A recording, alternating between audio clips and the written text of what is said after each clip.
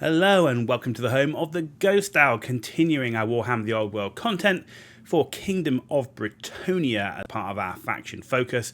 We're now going to take a look at their faction-specific magic items. So let's see what they have to offer. First up is Sword of the Quest. This you can have two profiles. It can be single-handed, where you gain +1 strength, you get -1 AP, magical attacks and strikes first. Strikes first is always brilliant on characters.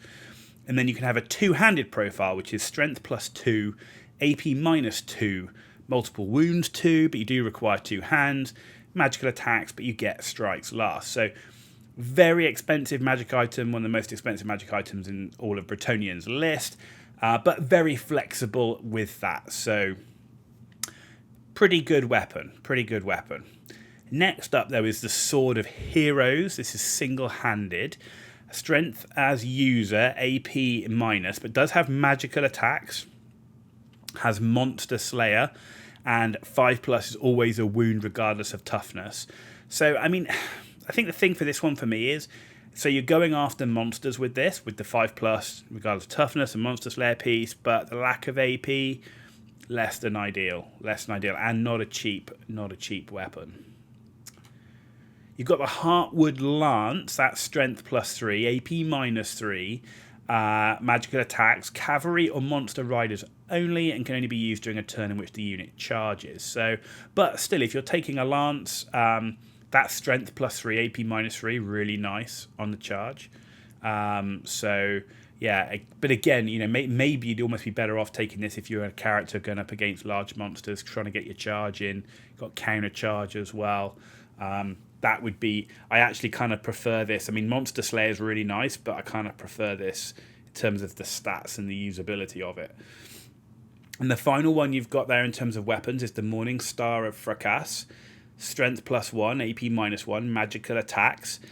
What's nice about this one, any magic weapon carried by an enemy who suffers one or more wounds from this weapon is destroyed and cannot be used for the remainder of the game. So that's pretty nice. So this is definitely something that you want to put on a character killer, right? You're pretty much designing a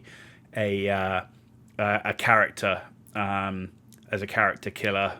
You know, trying to get into duels, that sort of thing, would be really good. So nice but situational.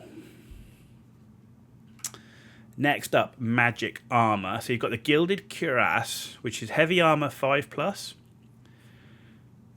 Which is, you know, pretty much every knight has got heavy armor. So, okay. So really what you're paying for is regeneration 5+. Yeah, it's a lot of points for that. Compared to the second one, which is the Gromwell Greathelm, and I love this weapon.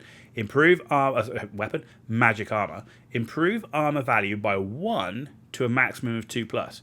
Bearing in mind, a knight, heavy armor, 5+, shield, barding, you're down to 3+. So you can't get to the 2+ without full plate, and Bretonnians don't have full plate.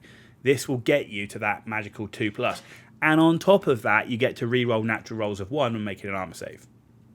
Gromwell Greathelm, I really like as a magic armor item, as an item overall. And then the final one for this part is talismans. So we've got Mantle of the Damsel Elena. So the bearer is immune to poison attacks. The attacker must roll to wound as normal. Man alive, that's pretty situational. I mean, you pay the points for that, and then you end up with nobody in the enemy army does poison attacks. Nah. But I think there's better options out there. And then you've got Syrien's Locket. Immune to multiple wound attacks. The bearer suffers only single wound instead. That's actually not bad. If you've got a character there, particularly something like your Duke or your Prophetess, where they've got quite a few wounds, multiple wound attacks are going to be one of your biggest threats of being able to be taken out really quickly.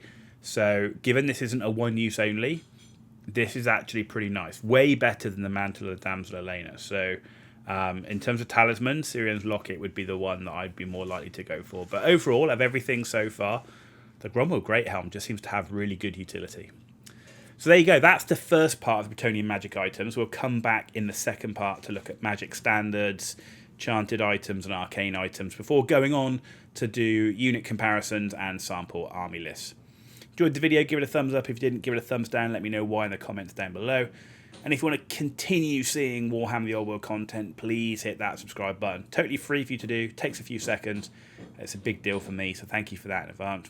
Thank you to those that have already pressed that button, and welcome back to the content. You've been watching The Ghost Owl. Tune back in as we continue to look at Bretonnia's specific magic items.